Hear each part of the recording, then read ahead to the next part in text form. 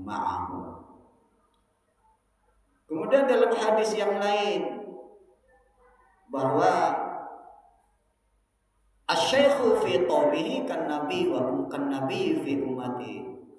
Seorang syekh mursyid yang berada di tengah-tengah kaumnya itu bagaikan seorang nabi bagi umatnya. Asy-syaikhu fi qaumihi kan nabi fi ummatihi. Seorang guru mursyid yang berada di tengah-tengah muridnya itu seperti seorang nabi di tengah-tengah umatnya, bagi umatnya. Jadi seperti itu. Kita bersyukur kepada Allah Subhanahu wa taala bahwa kita ini memiliki guru mursyid yang roh kita ini disampaikan oleh beliau kepada Allah Subhanahu wa taala. Maka sering saya sampaikan ketika pelepasan jenazah itu, atau ikhwan-ikhwan yang lain juga itu menyampaikan ketika ada ikhwan akhwat yang mendahului kita lebih dulu pulang kepada Allah Subhanahu wa taala, itu ucapannya bukan duka cita, tetapi sukacita. Selamat jalan. Sukacita, turut bersukacita atas pulangnya si fulan, bla bla bla bla.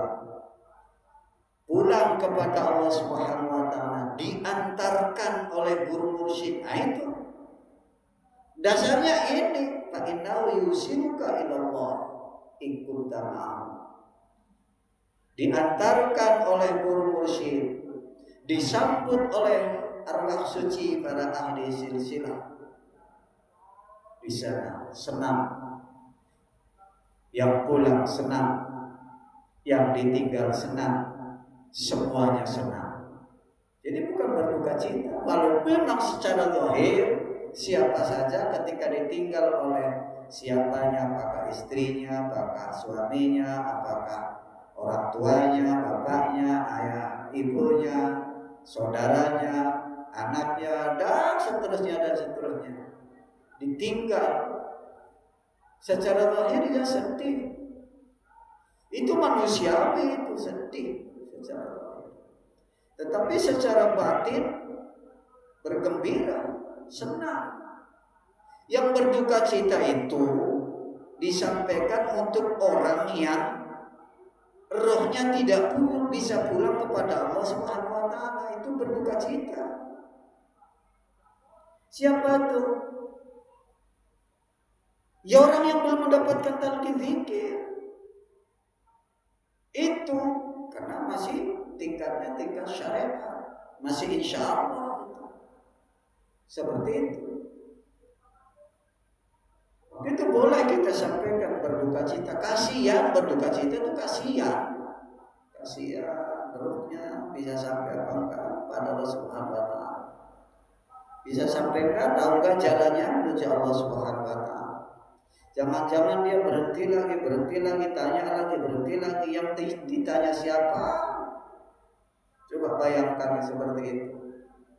Orang yang belum tahu jalan menuju Allah Subhanahu wa taala, gak ada yang nuntut. Coba bisa terbayang menuju ke tempat mana, arahnya dari mana, kendaraannya kendaraan apa, nggak tahu. Gak ada yang menuntut. Tapi kalau kita sudah mendapatkan talqin zikir, itulah syekh mursyid yang menuntun kita, yang menyampaikan roh kita kepada Allah Subhanahu wa taala, itulah syekh mursyid. Seperti kemarin kita ini ibarat naik gerbong kereta api. Yang gerbong itu nyantol ke gerbong di depannya, nyantol di gerbong di depannya, nyantol di gerbong di depannya, terus sampai nyantol kepada lokomotif. Nyantol. Kalau tersantol ke lokomotif, digeret, ditarik oleh lokomotif, dalam lokomotifnya itu ada supirnya, itu pasti tujuannya. Lokomotif itu adalah la ilaha illallah. Masinisnya itu adalah guru mursyid. Pasti sampai tujuan. Dalam hal ini sampai kepada Allah Subhanahu wa ta'ala. Maka tidak ada yang tertinggal. Semuanya itu akan sampai kalau naik gerbong yang nyantol kepada la ilaha illallah. Akan sampai semua. Seperti apapun dia akan sampai. Jadi seperti itu. Itulah kita semua. Alhamdulillahilladzi faddalana ala katsirin min ibadihi.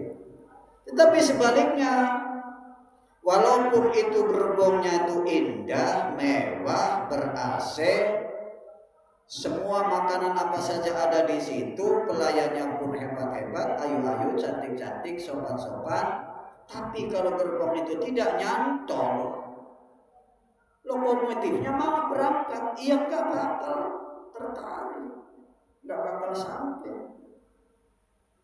Tapi kalau lokomotif gerbongnya itu nyantol ke lokomotif, ke la ilaha illallah, yang pasti sampai kepada Allah Subhanahu. Tidak ada yang tertinggal. Dan orang yang menaik gerbong itu tidak akan sampai kepada lokomotif.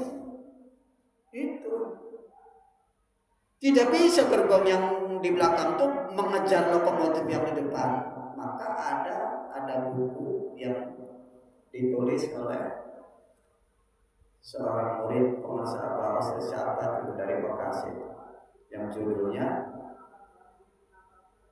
Tidak Terkejar dan Tidak Tertinggal. Jadi semuanya itu tidak ada yang tertinggal, murid Toriko. Nggak ada yang semuanya sampai. Walaupun semuanya itu juga tidak ada yang bisa mengejar. Murid nggak bisa mengejar syekh, nggak bisa menyamai. Itu apanya saja. Seperti juga gerbong yang di belakang nggak bisa melewati lokomotif. Jadi seperti itu. Maka kita alhamdulillahilladzi waddalana ala katsirin min ibadihi. Ketika ada kematian, saya selalu menyampaikan. Dan kalau punya guru mursyid di kuburnya sana itu mengajari lagi syekh mursyid turunnya. Di kubur tuh, di kuburan tuh.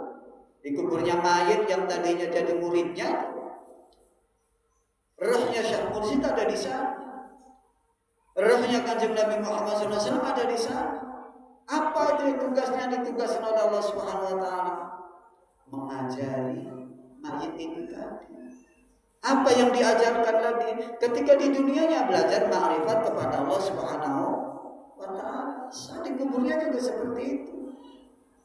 Karena ketika di dunianya berthariqah, belajar ma'rifat kepada Allah Subhanahu wa ta'ala. Sehingga ketika meninggal dunia, di kuburnya terus diajari lagi. Jadi di kubur ada khalwat.